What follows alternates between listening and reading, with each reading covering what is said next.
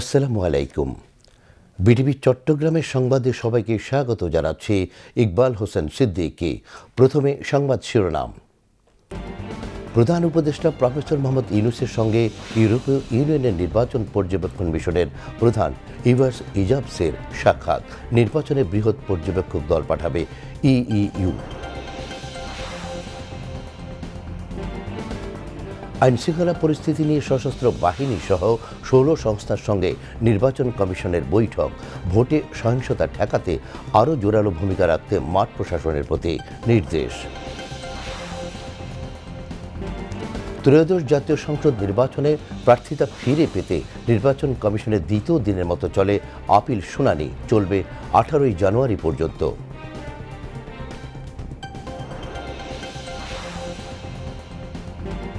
গণভোট ও সংসদ নির্বাচনকে সামনে রেখে বাড়ছে উৎসাহ উদ্দীপনা। নির্বাচন সুষ্ঠু ও শান্তিপূর্ণ হওয়ার প্রত্যাশা সকলের।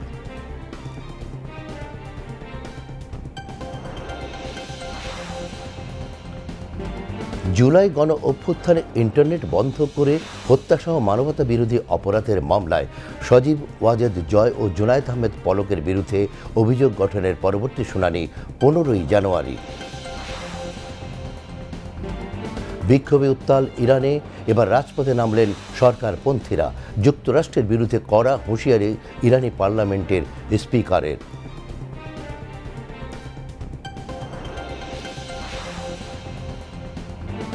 এবং বিপিএলে দিনের প্রথম ম্যাচে রংপুর রাইডার্সকে ৭ উইকেটে হারিয়েছে রাজশাহী ওয়ারিয়র্স।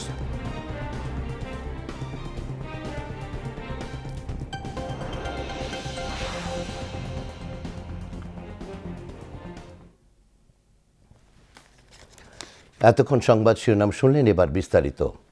প্রধান উপদেষ্টা প্রফেসর মোহাম্মদ ইউনূসের সঙ্গে আজ রাষ্ট্রীয় অতিথি ভবন যমুনায় সাক্ষাৎ করেছেন ইউরোপীয় ইউনিয়ন নির্বাচন পর্যবেক্ষণ মিশনের প্রধান পর্যবেক্ষক এবং ইউরোপীয় সংসদের সদস্য ইভার্স ইজাবস। বৈঠকে তারা আসন্ন সংসদ নির্বাচনের প্রস্তুতি এবং লেভেল প্লেয়িং ফিল্ড নিয়ে আলোচনা করেন। বৈঠকে ইভার্স ইজাবস বলেন, বাংলাদেশে আসন্ন জাতীয় নির্বাচন পর্যবেক্ষণের জন্য একটি বৃহৎ নির্বাচন পর্যবেক্ষণ দল পাঠাবে ইউরোপীয় ইউনিয়ন। তিনি বলেন, গণ অভ্যুত্থানের প্রেক্ষাপটে এই নির্বাচন হবে একটি ঐতিহাসিক নির্বাচন। বিগত ৩টি জাতীয় নির্বাচনে ইউরোপীয় ইউনিয়ন কোনো নির্বাচন পর্যবেক্ষক দল পাঠায়নি উল্লেখ করে ইভার্স ইজাবস বলেন, পরবর্তী 3টি সংসদীয় নির্বাচন বিশ্বাসযোগ্য ছিল না। প্রধান উপদেষ্টা প্রফেসর মোহাম্মদ ইউনূস বলেন, অন্তর্বর্তীকালীন সরকার আসন্ন জাতীয় সংসদ নির্বাচন অবাধ, সুষ্ঠু ও নিরপেক্ষ করতে বদ্ধপরিকর।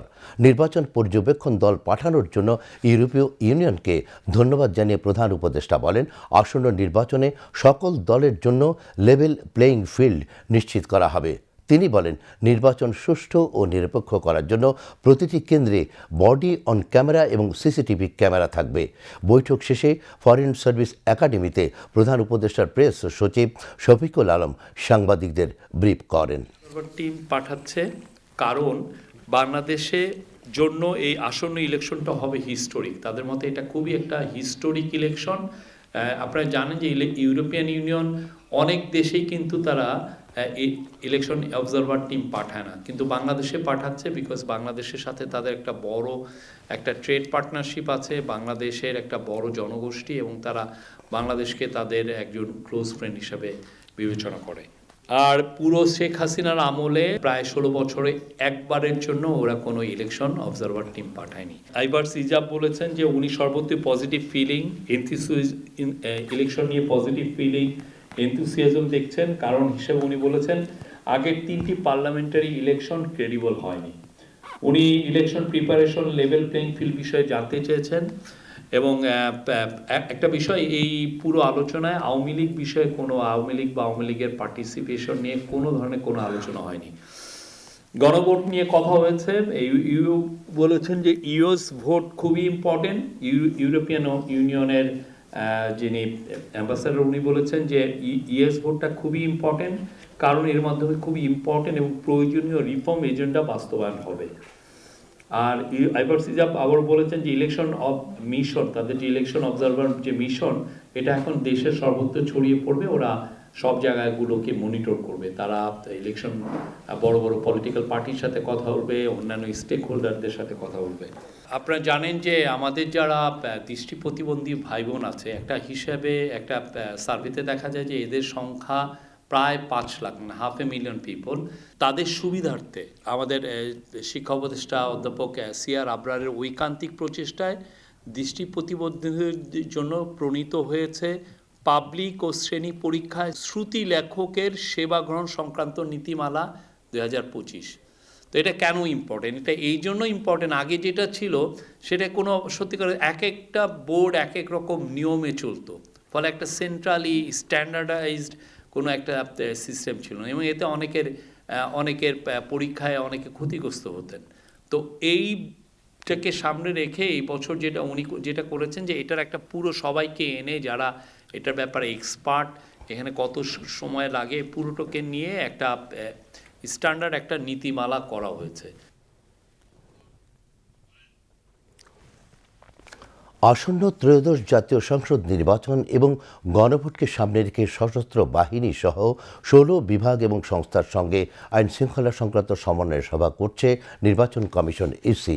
সকালে আগারগাঁওয়ে নির্বাচন কমিশনের সম্মেলন কক্ষে নির্বাচন কমিশনার আবুল ফজল মোহাম্মদ সানাউল্লাহর সভাপতিত্বে আইন শৃঙ্খলার সমন্বয় সভা অনুষ্ঠিত হয়। বৈঠকে সশস্ত্র বাহিনীর প্রিন্সিপাল স্টাফ অফিসার, বর্ডার গার্ডের মহাপরিচালক, কোস্ট গার্ডের মহাপরিচালক, পুলিশ পরিদর্শক, আনসার ও গ্রাম প্রতিরক্ষা বাহিনীর মহাপরিচালক, জাতীয় নিরাপত্তা ও গোয়েন্দা অধিদপ্তরের মহাপরিচালক, ডিজিএফআই মহাপরিচালক, জাতীয় টেলিযোগাযোগ মনিটরিং সেন্টারের মহাপরিচালক, র্যাপিড অ্যাকশন ব্যাটালিয়ন র্যাব মহাপরিচালক সহ সংশ্লিষ্টদের প্রতিনিধি বৈঠকে উপস্থিত ছিলেন। এ সময় কমিশনার সানাউল্লাহ ত্রয়োদশ জাতীয় সংসদ নির্বাচন সহিংসতা ঠেকাতে আরও জোরালো ভূমিকা রাখতে মাঠ প্রশাসনকে নির্দেশ দেন। ত্রয়োদশ জাতীয় সংসদ নির্বাচনের প্রার্থিতা ফিরে পেতে নির্বাচন কমিশনে দ্বিতীয় দিনের আপিল শুনানিতে 70টি আপিল আবেদন নিষ্পত্তি হয়েছে। এর মধ্যে 57টি আবেদন মঞ্জুর হয়েছে, বাতিল হয়েছে 60টি এবং স্থগিত করা হয়েছে 6টি। সকাল 10টা থেকে বিকেল 5টা পর্যন্ত শুনানি চলে। এর আগে 10ই জানুয়ারি প্রথম দিনে মোট 70টি আপিলের শুনানি হয়। এর মধ্যে 52 জন প্রার্থিতা ফিরে পেয়েছেন, 15 জনের আপিল নামঞ্জুর হয়েছে।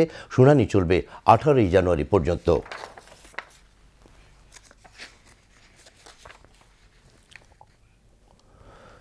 সংশয় শেষে এখন প্রত্যাশার ডালা নিয়েই ত্রয়োদশ জাতীয় সংসদ নির্বাচনের দ্বারপ্রান্তে দাঁড়িয়ে দেশ। একই সঙ্গে আলোচনায় রয়েছে গণভোটের মাধ্যমে জনগণের ক্ষমতা প্রয়োগের বিষয়টিও। আগামী সংসদ কেমন দেখতে চান সাধারণ মানুষ, তাদের কাঙ্ক্ষিত প্রত্যাশা পূরণে কতটাই বা সহায়ক ভূমিকা রাখবে এই গণভোট? বিভিন্ন শ্রেণী পেশার মানুষের এমন ভাবনারই কিছু দৃশ্যপট তুলে ধরেছেন আলাউদ্দিন মজুমদার। আগামী 12ই ফেব্রুয়ারি ত্রয়োদশ জাতীয় সংসদ নির্বাচনকে কেন্দ্র করে এখন মানুষের মাঝে উৎসাহ উদ্দীপনা তুঙ্গে, এবং এরকম চায়ের দোকানগুলোকে বলা হয় ছায়া সংসদ, যেখানে তাদের মতামতগুলো একে অপরের সাথে শেয়ার করেন এবং তারা আগামী নির্বাচন কেমন দেখতে চান, কেমন সংসদ সদস্য দেখতে চান, কাকে ভোট দেবেন, চুলচেরা বিশ্লেষণগুলো কিন্তু এই চায়ের কাপে ঝড় তোলেন তারা। আজকে আমরা সেই সাধারণ মানুষগুলোর মতামত তুলে ধরার জন্য আজকে আমরা এসেছি এখানে। শুনতে চাইব তারা আসলে কেমন নির্বাচন দেখতে চান, কেমন প্রতিনিধি চান এবং আগামীতে তাদের প্রত্যাশাগুলো কি। আগামী নির্বাচন আপনার প্রত্যাশাটা কি? আমরা ভালো সুস্থ নির্বাচন চাই। আমরা দেশকে শান্তি শৃঙ্খলাভাবে চলতে চাই, শান্তিতে ব্যবসা বাণিজ্য করতে চাই। আমরা ব্যবসায়ী, আমরা তালতলা মার্কেটে ব্যবসা করি। এত বছর আমরা ভোট দিতে পারি না, এবার আমরা সুখ শান্তিতে ভোট দেব, এইটাই আমাদের এই সরকারের কাছে আবেদন। নির্বাচন কেন্দ্রিক আলোচনা কি শুরু হয়েছে কিনা এবং কেমন একটু বলেন। মানে কি বলবো, আগে সকালবেলা যখন আমরা দোকান খুলতাম তখন দেখতাম মানুষজন নাই, কিন্তু এখন আমরা যখন সকালবেলা দোকান খুলি আমরা দেখি নির্বাচন নিয়েই আলাপ করে বেশি যে আমরা এবার একটা সুষ্ঠু নির্বাচন চাই, আমরা সঠিক একটা মানে এমপি চাই, সঠিক দেশ পরিচালনা করবে এমন লোক চাই। আসলে নির্বাচনের আমাদের দোকানপাট খুব ভালোই চলতেছে ইনশাল্লাহ। 16-17 বছর আমরা ভোট দিতে পারি নাই, সামনে আমাদের একটা নির্বাচনে আমরা চাই এই বাংলাদেশের মানুষ সবাই তার ভোটের অধিকার ফিরে পাক। মারামারি কাটাকাটি আমরা চাই না, সুন্দর একটা নির্বাচন চাই। আমরা যে সবাই ভোট কিনতে যাইতে পারি আর সবাই ভোট দিতে পারি, বাংলাদেশের মানুষ আমরা এটা প্রত্যাশা করি। এভাবেই 12 তারিখকে কেন্দ্র করে মানুষের মধ্যে প্রত্যাশা তৈরি হয়েছে। আগামী 12ই ফেব্রুয়ারির পর একটি সংসদ তৈরি হবে। সেই সংসদ কেমন দেখতে চান, এই প্রশ্নটি নিয়েও আমরা সাধারণ মানুষের মতামত জানতে চাইব। আগামী 12 তারিখ যে সংসদ নির্বাচন হবে এবং নির্বাচিত সংসদের কাছে আপনারা আসলে কেমন সংসদ দেখতে চান? ধন্যবাদ আপনাকে। আগামী 12 তারিখে যে জাতীয় সংসদ নির্বাচন, এই সংসদ নির্বাচনে আমরা এরকম একটা সংসদ চাই যে সংসদ গণতান্ত্রিক রাষ্ট্র ব্যবস্থায় সমস্ত জনগণের আশা আকাঙ্ক্ষার মূর্ত প্রতীক। এই সংসদে সরকারি দল এবং বিরোধী দল প্রাণবন্ত আলোচনায় থাকবে জনগণের চাওয়া পাওয়াগুলো নিয়ে। এই সংসদ এরকম সংসদ হবে যেখানে বিরোধী দলের যদি কোনো ভালো প্রস্তাব আসে সেই প্রস্তাবগুলোকে সরকারি দল না ভোটের মাধ্যমে ডিনাই করে দেবে, এরকম সংসদ আমরা চাই না। যদি গুরুত্বপূর্ণ কোনো ইস্যুতে বিরোধী দল কোনো ধরনের প্রস্তাব নিয়ে আসে, এটা যেন সরকারি দল খুব ভালোভাবে গ্রহণ করে এবং আলোচনার মাধ্যমে এই প্রস্তাবকে গ্রহণ করে অথবা এই প্রস্তাবকে ডিনাই করে। আমরা এরকম একটা প্রাণবন্ত সংসদ চাই, যেই সংসদ আগামী 5 বছর আমাদের জনগণের আশা আকাঙ্ক্ষা নিয়ে কথা বলবে, আমাদের উন্নয়ন নিয়ে কথা বলবে। এই নির্বাচনকে ঘিরে আরেকটি নতুন বিষয় যুক্ত হয়েছে, সেটি হলো গণভোট। সেটি নিয়েও আসলে তারা খুব কম জানলেও বিশ্লেষণ করছেন, কথা বলছেন, আলাপ আলোচনা করছেন এই চায়ের দোকানগুলোতে। আমরা একটু জানতে চাইবো যে আপনাদের আসলে গণভোট নিয়ে আপনারা কতটুকু জানেন এবং কয়টি ভোট দিতে হবে?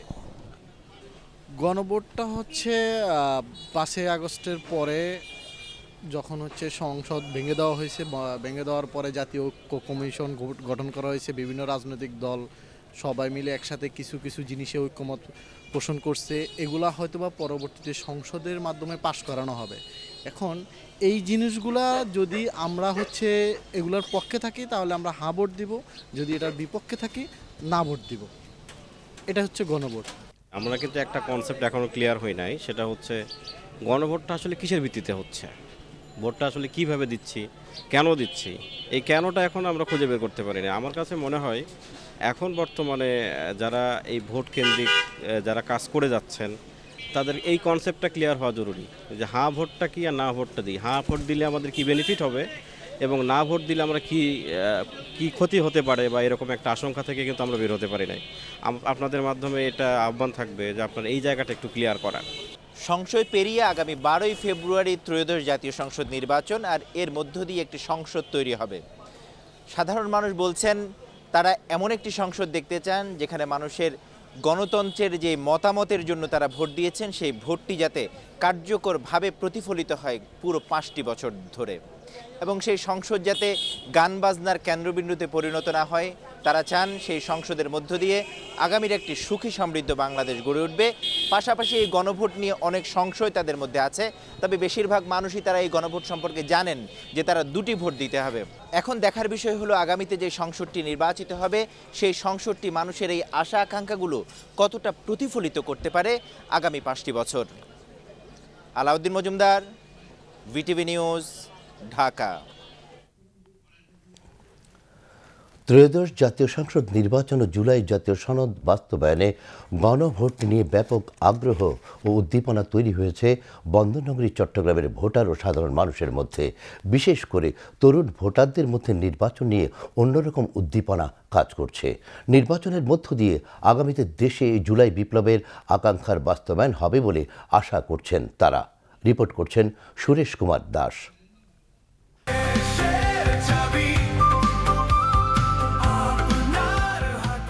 এবার সংসদ নির্বাচন ও সাথে গণভোট দেশের তরুণদের মধ্যে নতুন আশার সঞ্চার করেছে। তারা আশা করছে গণভোটের মাধ্যমে জুলাই সনদ বাস্তবায়ন হলে দেশে আর স্বৈরাচার ও ফ্যাসিবাদ ফিরে আসতে পারবে না।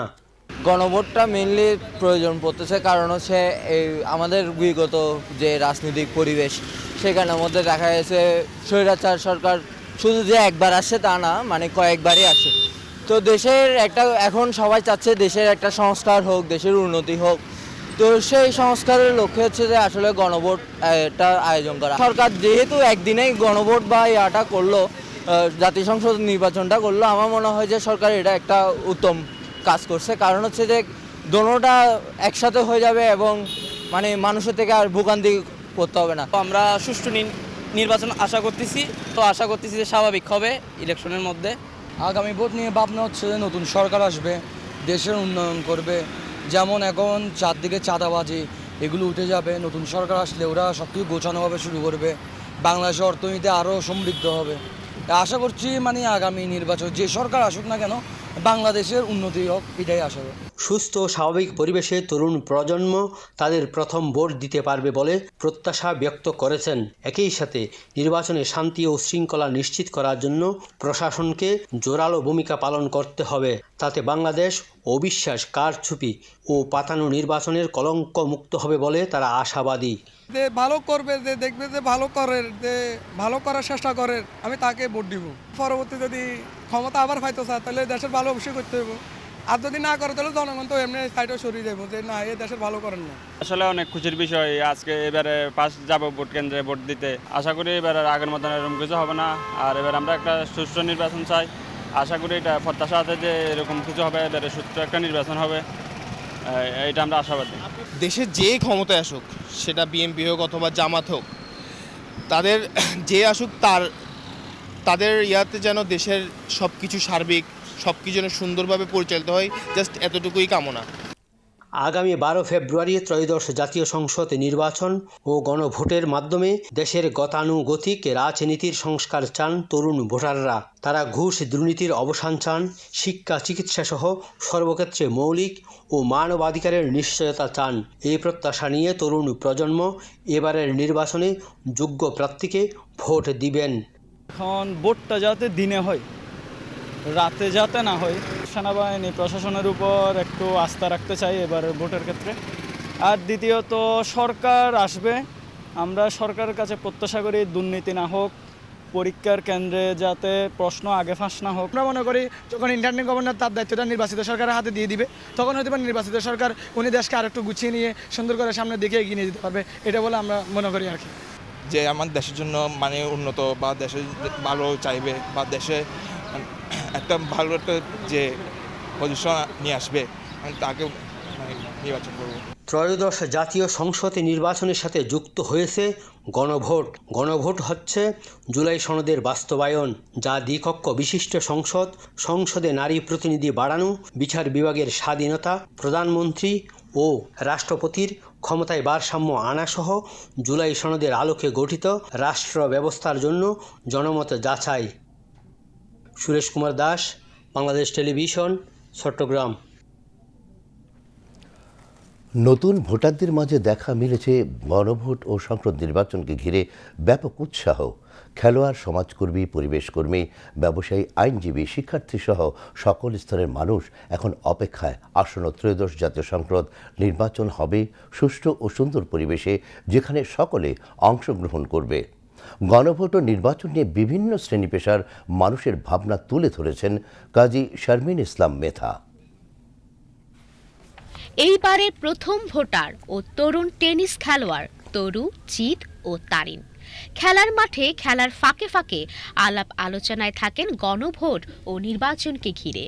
আমি যেহেতু প্রথম ভোটার, এবার ভোটটা আমার জন্য আমার লাইফে সব প্রথম হবে, তো এই ভোটটা যেমন সংসদীয় ভোট আর তেমন হচ্ছে গণভোট, এই দুইটা বিশেষ করে আমি গণভোটকে প্রাধান্য দিব। আমার লাইফে প্রথম একটা গণভোটে আমি অংশগ্রহণ করতেছি, তো এটা অবশ্যই আমার জন্য খুবই মানে আনন্দীয় বিষয়।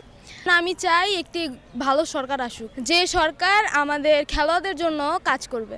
আমি এবার নতুন ভোটার, আমি এবার অবশ্যই ভোট দিব। আমি এবার শুধুমাত্র গণভোট হবে জন্যই আমি এবার ভোট দিতে যাব, কারণ আমরা দেশের সংস্কার চাই। খেলোয়াড়দের সাথে কোচরাও জানালেন নির্বাচনের হাওয়া বইছে খেলার মাঠে।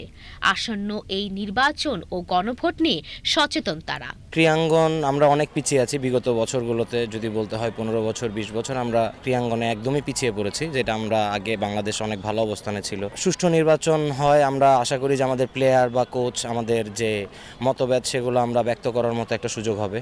আশা করছি একটা সুষ্ঠু নির্বাচন আমরা পাবো। আমরা চাচ্ছি সুষ্ঠু এবং আনন্দঘন নির্বাচন হোক। টেনিস মাঠে গার্জিয়ান যারা আছে, অভিভাবক যারা আছে, সবাই এই নির্বাচন নিয়ে আলোচনা, চার টেবিলে মানে চা খাচ্ছে আর আলোচনা করতেছে সবাই মিলে। শুধু খেলার মাঠে নয়, পরিবেশকর্মী, সমাজকর্মী, আইনজীবী, শিক্ষার্থীদের মাঝেও দেখা মিলেছে আসন্ন নির্বাচনকে ঘিরে এই ভোটের হাওয়া। অবশ্যই আমরা চাই যে ভোটের যে পরিবেশটা সেটা নিউট্রাল হোক, এবং মেয়েদের জন্য অবশ্যই আমি বলবো একটা নিরাপত্তা একটা জায়গা দরকার। বিকজ আমরা দেখি যে ভোট কেন্দ্রে যেটা হয় যে নিরাপত্তার একটা ব্যাপার থাকে। তো আমরা অবশ্যই চাইবো যে ভোট কেন্দ্রে এমন একটা পরিবেশ থাকুক যেখানে আমরা যে নিরাপদভাবে ভোট দিতে পারবো, এবং এমন কাউকে ভোট দিতে পারবো যে আগামী 5 বছর অবশ্যই আমাদের আশাগুলো পূরণ করতে পারবে। আসলে একজন তরুণ আইনজীবী হিসেবে আমার প্রত্যাশাটি হচ্ছে যে আমরা যেন আমাদের ভোটাধিকারটা দিতে পারি। আমরা দেখেছি বিগত সময়ে কিন্তু আমরা ভোট কেন্দ্রে না গিয়েও আমাদের ভোট সম্পূর্ণ হয়েছে। তো আমরা আশা করছি যে এইবার এই 24-এর আন্দোলনকে কেন্দ্র করে আমরা যে সফলতা পেয়েছি, যে স্বাধীনতা অর্জন করেছি, সেটা সাকসেসফুল হবে আমাদের এই নির্বাচনের মাধ্যমে। এবং নির্বাচনের পরে যেই সরকার আসবেন তিনি অবশ্যই এই জিনিসগুলো বিবেচনা নেবেন। প্রথম ভোটার হিসেবে আমার কিছু প্রত্যাশা থাকে। প্রথমত আমি যেহেতু একজন নারী ভোটার, সেক্ষেত্রে আমি আমার নিরাপত্তাটাকে দেখব। পূর্ববর্তীতে দেখা গিয়েছে যে আমার যে ভোট কেন্দ্র, সেখানে আমাদের যে আইন শৃঙ্খলাটা মানে অনেক ধরনের বিশৃঙ্খল পরিবেশের সৃষ্টি হয়েছে। তো সেক্ষেত্রে আমি আশা করব এবার যাতে কোনো ধরনের বিশৃঙ্খল পরিস্থিতির শিকার না হই বা কোনো ধরনের অরাজকতাপূর্ণ পরিস্থিতি না হয়, সেদিকে আমি অনুরোধ রাখবো। আমি একজন প্রথম ভোটার হিসেবে বিগত বছরগুলোতে দেখি যে তরুণরা যারা আছেন তারা প্রথম ভোট দিতে গিয়ে ভোট কেন্দ্রে গিয়ে ভোট দিতে পারেনি। তখন তারা দেখেছে যে তাদের ভোটটি আগেই সম্পন্ন হয়ে গেছে। তবে এই বিষয়ে আমি এবার আনুষ্ঠানিকতা দেখে আশাবাদী যে না, এবার আমি একটি সুষ্ঠু এবং সম্পূর্ণ একটি নির্বাচন করতে পারবো। আমার মতামতটা আমার যে একটা মতামত আছে সেটা আমি দিতে পারবো, এবং আমার মত অনুসারে আমি আমার মত প্রকাশ করতে পারবো, এবং যোগ্য একটা প্রার্থী নির্বাচন হবে। শাহবাগের ফুলের ব্যবসায়ীরাও অপেক্ষায় সুষ্ঠু সুন্দর নির্বাচনের। তাদের আকাঙ্ক্ষা একটি সুন্দর সরকার গঠন হোক, যাতে শাহবাগ কেন্দ্রিক আন্দোলন বন্ধ হোক। আমাদের এখানে শাহবাগে যা কিছু হবে টাকার শহরের ভিতরে সব এখানে আসে, যা হবে এখানে সবকিছু হয়। এই কারণে আমাদের রাস্তাঘাট অনেক কিছু বন্ধ থাকে, আজকে বন্ধ হতেছে, মাঝে অনেক বন্ধ গেছে, অনেক মানুষের চলাফেরা আসা যাওয়া কষ্ট হইতেছে, বিরাট কষ্ট হইতেছে। আমরা চাই এমন কিছু যেমন না হয়, এমন একটা সরকার আসক এখানে আজ যেমন কোনো জ্যাম জট না হয়, যাতে নির্বিঘ্নে মানুষ ভোট দিতে পারে, ওইরকম পরিবেশে আমরা চাই। 17 বছর পর ভোট দিব, আশা সরকার চাই, ভালো সরকার চাই। খেলার মাঠেও এখন বইছে নির্বাচনের হাওয়া। আসন্ন ত্রয়োদশ জাতীয় সংসদ নির্বাচন ও গণভোট নিয়ে তরুণেরা ব্যাপক উৎসাহ। সকল স্তরের মানুষের চাওয়া একটি সুষ্ঠু সুন্দর নির্বাচন নির্দলীয় সরকারের অধীনে হোক। কাজী শারবিন ইসলাম মেধা, বিটিভি নিউজ, ঢাকা।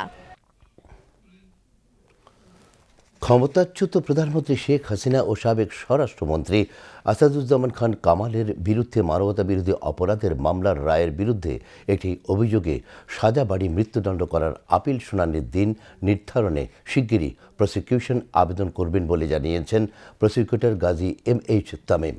এদিকে 24 জুলাই গণ অভ্যুত্থানে ইন্টারনেট বন্ধ করে হত্যার নির্দেশসহ 3টি সুনির্দিষ্ট অভিযোগে ক্ষমতাচ্যুত প্রধানমন্ত্রী শেখ হাসিনার ছেলে সজীব ওয়াজেদ জয় ও সাবেক ICT প্রতিমন্ত্রী জুনায়েদ আহমেদ পলকের বিরুদ্ধে মামলায় অভিযোগ গঠনের উপর পরবর্তী শুনানি 15ই জানুয়ারি ধার্য করেছেন আন্তর্জাতিক অপরাধ ট্রাইব্যুনাল।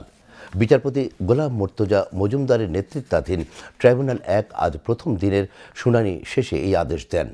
7 জানুয়ারি শুনানির তারিখ পিছিয়ে আজকের দিন নির্ধারণ করেন ট্রাইব্যুনাল। এর আগে পত্রিকায় বিজ্ঞপ্তি দেওয়ার পরেও এই হাজির না হওয়ায় পলাতক বিবেচনায় জয়ের পক্ষে গত 17 ডিসেম্বর রাষ্ট্র নিযুক্ত আইনজীবী নিয়োগের আদেশ দেন ট্রাইব্যুনাল 1। এছাড়া পলাতক জয়ের পক্ষে লড়বেন সরকারি খরচে নিয়োগ পাওয়া আইনজীবী মঞ্জুর আলম। গত 4 ডিসেম্বর এই মামলায় 2 জয় ও পলকের বিরুদ্ধে অভিযোগ আমলে নেন ট্রাইব্যুনাল 1। পরে সাংবাদিকদের ব্রিফ করেন প্রসিকিউটর গাজী MH তামিম। বলেন, ছাত্র জনতার উপর নির্যাতন চালাতেই পরিকল্পিতভাবে ইন্টারনেট বন্ধ করেছিল আসামিরা। আন্তর্জাতিক অপরাধ ট্রাইব্যুনালে একটি মামলায় চার্জ গঠনের উপরে প্রসিকিউশনের পক্ষ থেকে শুনানি সম্পন্ন হয়েছে। এই মামলায় 2 জন আসামি, একজন হলেন সজীব আহমেদ ওয়াজেদ জয় এবং আরেকজন হলেন জুনায়েদ আহমেদ পলক।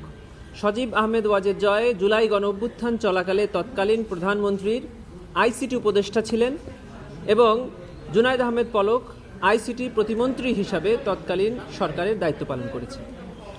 আমরা চার্জ গঠনের শুনানিতে বলেছি যে জুলাই গণঅভ্যুত্থান চলাকালে সরকার পরিকল্পিতভাবে ইন্টারনেট সেবা প্রথমে স্লো করে দিয়ে এবং পরবর্তীতে সম্পূর্ণরূপে বন্ধ করে দিয়ে এই আন্দোলনে যারা ছাত্র জনতা নিরীহ নিরস্ত্রভাবে শান্তিপূর্ণ আন্দোলন করছিল তাদের উপরে মানবতা বিরোধী অপরাধ পরিচালনা করেছে এবং সেই তথ্য দেশে এবং দেশের বাইরে যেন মানুষ জানতে না পারে সেই জন্য পরিকল্পিতভাবে ইন্টারনেট বন্ধ করেছে।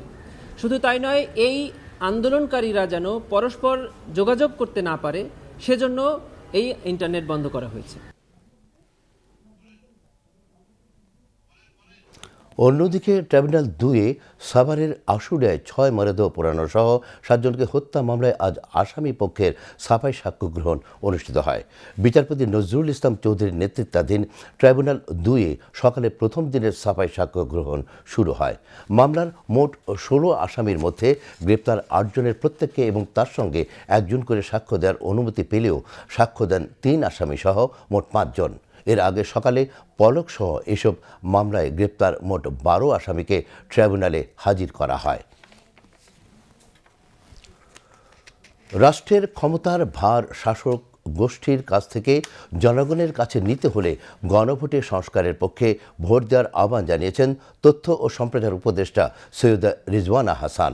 আজ ঢাকায় ডিএনসিসি অডিটোরিয়ামে নাগরিক পদক 2025 অনুষ্ঠানে তিনি এই আহ্বান জানান। ভোটে অংশ না নিতে ভোটারদের নানাভাবে ভয়ভীতি প্রদর্শন করা হচ্ছে জানিয়ে উপদেষ্টা বলেন, জুলাই আন্দোলনের চেতনায় উদ্বুদ্ধ হয়ে ভয়কে জয় করে সকলকে ভোটকেন্দ্রে যেতে হবে। অনুষ্ঠানে মূল প্রবন্ধ উপস্থাপন করেন অধ্যাপক সলিমুল্লাহ খান ও সভাপতিত্ব করেন ঢাকা উত্তর সিটি কর্পোরেশনের প্রশাসক মোহাম্মদ এজাজ। একই অনুষ্ঠানে গুম, বিচার বহির্ভূত হত্যাকাণ্ড, নির্যাতন ও আয়নাঘরের দিনগুলোতে ফিরে যেতে না চাইলে গণভোটের পক্ষে অবস্থান নেয়ার আহ্বান জানান স্থানীয় সরকার উপদেষ্টা আদিলুর রহমান খান। আধিপত্যবাদের কাছে বাংলাদেশ আর মাথা নত করবে না বলেও মন্তব্য করেন আদিলুর রহমান। নাগরিক দায়িত্ববোধ ও নগর উন্নয়নে অবদানের স্বীকৃতিস্বরূপ 8 ক্যাটাগরিতে 10 জনকে এবারের নাগরিক পদক প্রদান করা হয়। একটা ভোট হচ্ছে আমি কোন প্রার্থীকে আমার সংসদ সদস্য হিসেবে দেখতে চাই, সেখানে আপনারা আপনাদের বিবেক বুদ্ধি কাজে লাগিয়ে এমন ভাবেই ভোট দেবেন যাতে আর পস্তাতে না হয়। আমরাই ভোট দিই, আমরাই আবার বলি নেতারা ভালো না, এটা হইতে পারবে না। আমরা ভালো নেতা দেখে যেন ভোট দিই। প্রথম নির্বাচনটা সম্পর্কে, সাধারণ নির্বাচন সম্পর্কে আমাদের এটাই থাকবে আপনাদের কাছে আবেদন। দ্বিতীয়, ওই একই দিনে যে দ্বিতীয় ভোটটা দেবেন সেটা হচ্ছে গণভোট। এটা হচ্ছে বাংলাদেশের ক্ষমতার যে ভারটা আছে সেই ভারটাকে শাসক গোষ্ঠীর থেকে জনগণের দিকে বাঁক খাওয়ানোর একটা সিদ্ধান্তের সময়। এই গণভোটে অবশ্যই সকলে অংশ নেবেন এবং যদি সত্যি সংস্কার চান তাহলে উত্তরটা আমাদেরকে হ্যাঁ বলতে হবে। যদি হ্যাঁ না বলি, চুপ করে বসে থাকি, নিষ্ক্রিয় থাকি বা না বলি, তাহলে ক্ষমতার যে ভারসাম্যটা আনার প্রয়োজন এই সমাজে, সেই ভারসাম্যটা আনবার সুযোগটা আরো অনেক বছরের জন্য হয়তো আমরা মিস করে ফেলব। এবার আন্তর্জাতিক সংবাদ।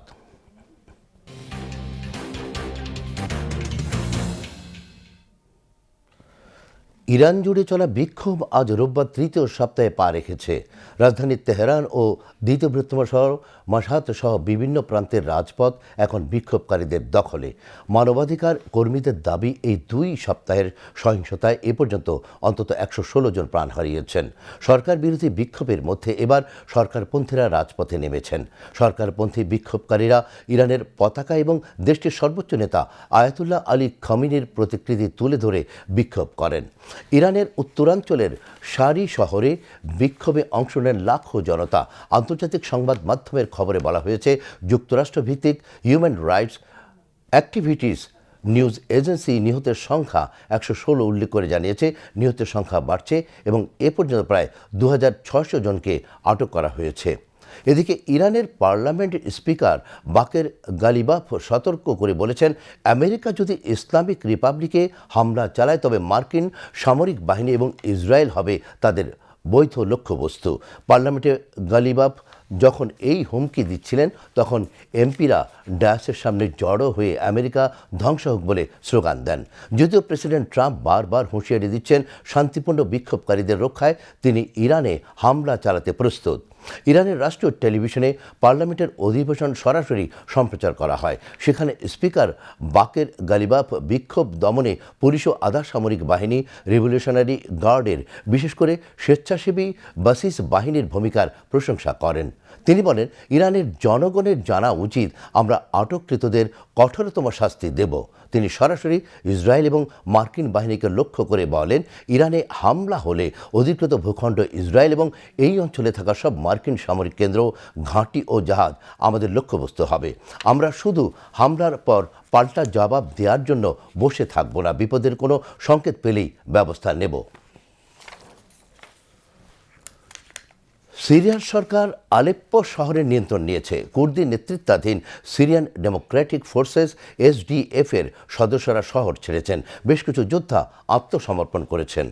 কয়েকদিন ধরে চলা তীব্র সংঘর্ষ চলছিল শহরটিতে। সিরিয়ার স্বরাষ্ট্র মন্ত্রণালয়ের মুখপাত্র নূর আল-দিন আল বাবা শনিবার বলেন, সরকারি বাহিনী আলেপ্পোর শেখ মাকসুদ ও আশরাফিহে এলাকাগুলোর পুরো নিয়ন্ত্রণ নিয়েছে। তিনি জানান, অভিযান এখন চূড়ান্ত পর্যায়ের কাছাকাছি। চলতি মাসেই কুর্দি বাহিনীকে সরকারি সেনাবাহিনীতে অন্তর্ভুক্তি করার চুক্তি ছিল, কিন্তু তা বাস্তবায়নে জটিলতা দেখা দিলে আলেপ্পো শহরের সংঘর্ষ শুরু হয়। চলতি সপ্তাহের সংঘর্ষের কারণে শেখ মাকসুদ ও আশরাফিয়ে এলাকা থেকে প্রায় 1,80,000 মানুষ বাস্তুচ্যুত হয়েছেন। এদিকে যুক্তরাষ্ট্রের বিশেষ দূত টম ব্যারাক শনিবার সিরিয়ার প্রধানমন্ত্রী আল শারা ও পররাষ্ট্রমন্ত্রী আসাদ আল শাইবানির সঙ্গে বৈঠকের পর অবিলম্বে সহিংসতা বন্ধ করে সংলাপে ফেরার আহ্বান জানান। বারাক আরও বলেন, একীভূত কারণে প্রক্রিয়াকে এগিয়ে নিতে দুই পক্ষের মধ্যে যোগাযোগ সহজ করতে মার্কিন পররাষ্ট্রমন্ত্রী মার্কো রুবিওর দল প্রস্তুত রয়েছে। কবি ও সমাজকর্মী রেনে নিকোল গুড হত্যাকাণ্ডের ঘটনায় উত্তাল যুক্তরাষ্ট্র। কয়েকদিন ধরে চলা ওই বিক্ষোভ পুরো দেশে ছড়িয়ে পড়ার শঙ্কা জেগেছে। রাজধানী Washington DC, new York city, Texas, Florida সহ বিভিন্ন অঙ্গরাজ্যে বিক্ষোভের প্রস্তুতি নিচ্ছে প্রতিবাদকারীরা। বার্তা সংস্থা রয়টার্সের এক প্রতিবেদনে জানানো হয়েছে, বুধবার রেনে নিকোল গুডের মৃত্যুর পর থেকেই মিনিয়াপলিসের টানা বিক্ষোভ চলছে। শনিবার সেখানে কয়েক হাজার মানুষ রাস্তায় নেমে আসে। এ সময় পুলিশের সঙ্গে বিক্ষোভকারীদের সংঘর্ষ হয়। তীব্র ঠান্ডা ও ঝড়ো হাওয়া উপেক্ষা করে রোববারও মিনিয়াপলিসে বিক্ষোভে অংশ নেন কয়েক হাজার মানুষ। এ সময় তারা আইসিই বিরোধী স্লোগান ও প্ল্যাকার্ড নিয়ে রাস্তায় দাঁড়ান। রেনে গুডকে এক অভিবাসন কর্মকর্তা পুলিশ গুলি করে হত্যার ঘটনাকে কেন্দ্র করে এই বিক্ষোভ ছড়িয়ে পড়েছে। মিয়ানমারের সেনাবাহিনীর তত্ত্বাবধানে আজ দ্বিতীয় পর্যায়ের ভোট গ্রহণ চলছে। এর আগে প্রথম দফার ভোটে ভোটার উপস্থিতি ছিল কম। আন্তর্জাতিক পর্যবেক্ষকরা নির্বাচনকে জান্তা শাসনের আনুষ্ঠানিক হাতিয়ার হিসেবে উল্লেখ করে সমালোচনা করেছেন। 2021 সালে মিয়ানমারের সেনাবাহিনীর তৎকালীন বেসামরিক সরকার উৎখাত করে। ওই সময় নোবেল শান্তি পুরস্কার জয়ী অং সান সুচিকে আটক করা হয়। অভ্যুত্থানের পর দেশজুড়ে সংঘাত ছড়িয়ে পড়েছে, যা 5,10,00,000 জনসংখ্যার দেশটির বিস্তীর্ণ অংশে প্রভাব ফেলেছে। সুচির নেতৃত্বাধীন national League for democracy NLD 2020 সালের নির্বাচনে ভূমিধস জয় লাভ করেছিল। চলতি নির্বাচনের জন্য দলটি নিবন্ধন করতে ব্যর্থ হয় এবং পরে জান্তা বিরোধী অন্যান্য দলগুলোর সঙ্গে বিলুপ্ত ঘোষণা করা হয়েছে। বিদ্রোহী গোষ্ঠীগুলো ভোটে অংশ নেয়নি। জাতিসংঘ, পশ্চিমা দেশ এবং মানবাধিকার সংগঠনগুলোর মতে বাস্তবপূর্ণ বিরোধী শক্তির অনুপস্থিতিতে এই নির্বাচন প্রহসন হিসেবে বিবেচিত হবে। প্রথম দফার ভোটে সেনা সমর্থিত union solidarity and development party USDP বিপুল ব্যবধানে এগিয়েছিল। আবারও দেশের খবর। ত্রয়োদশ জাতীয় সংসদ নির্বাচনে চট্টগ্রাম 9 আসনে বিএনপির মনোনীত প্রার্থী মোহাম্মদ আবু সুফিয়ানের সঙ্গে চট্টগ্রামে কর্মরত সাংবাদিকদের মতবিনিময় সভা অনুষ্ঠিত হয়েছে। দুপুরে নগরীর জামালখানে মতবিনিময় সভায় সমসাময়িক বিষয় নিয়ে কথা বলেন বিএনপির মনোনীত প্রার্থী। তিনি বলেন, নতুন স্বপ্ন নিয়ে জাতি জেগে উঠেছে। জনগণ চায় নির্বাচিত সরকার। আগামী 12 ফেব্রুয়ারি অনুষ্ঠিতব্য জাতীয় নির্বাচনকে স্বচ্ছ, সুন্দর ও জালিয়াতি মুক্ত করতে সাংবাদিকদের সহযোগিতার উপর গুরুত্ব আরোপ করেন তিনি। সন্ত্রাসী কর্মকাণ্ড রুখতে আইন শৃঙ্খলা বাহিনীর অভিযান জোরদার করার আহ্বান জানানো হয় মতবিনিময় সভায়। এ সময় স্থানীয় বিএনপি ও সাংবাদিক নেতৃবৃন্দ উপস্থিত ছিলেন। শেয়ার বাজারের খবর।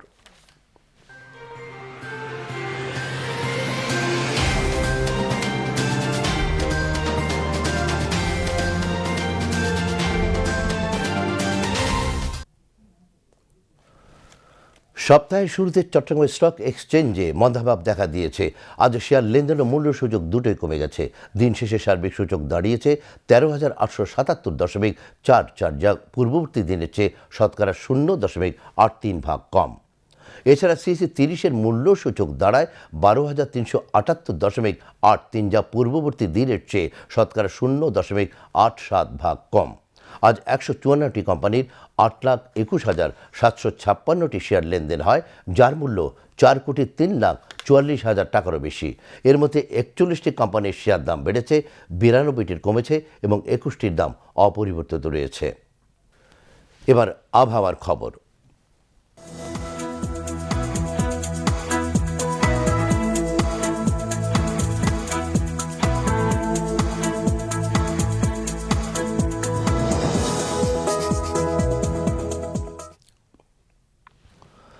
পতেঙ্গা আবহাওয়া অফিস জানিয়েছে, আগামীকাল সন্ধ্যে 6টা পর্যন্ত চট্টগ্রাম এবং পার্শ্ববর্তী এলাকায় আকাশ অস্থায়ীভাবে আংশিক মেঘলা সহ আবহাওয়া শুষ্ক থাকতে পারে। সেই সাথে শেষ রাত থেকে সকাল পর্যন্ত মাঝারি থেকে ঘন কুয়াশা পড়তে পারে। রাতের তাপমাত্রা সামান্য হ্রাস পেতে পারে এবং দিনের তাপমাত্রা প্রায় অপরিবর্তিত থাকতে পারে। পরবর্তী 24 ঘন্টায় আবহাওয়ার সামান্য পরিবর্তনের সম্ভাবনা রয়েছে। নগরীতে আর সর্বোচ্চ তাপমাত্রা ছিল 24.4 ডিগ্রি সেলসিয়াস, যা স্বাভাবিকের চেয়ে 1.6 ডিগ্রি কম, এবং সর্বনিম্ন তাপমাত্রা ছিল 16.5 ডিগ্রি সেলসিয়াস, যা স্বাভাবিকের চেয়ে 2.6 ডিগ্রি বেশি। আগামীকাল চট্টগ্রামে সূর্যোদয় 6:35 এবং সূর্যাস্ত 5:27। এবার জানিয়ে দিচ্ছি কর্ণফুলী নদীতে আগামীকালের জোয়ার ভাটার সময়সূচি। জোয়ার শুরু হবে রাত 1:44, ভাটা সকাল 7:34। পরবর্তী জোয়ার শুরু হবে বেলা 1:58 এবং ভাটা রাত 8:28।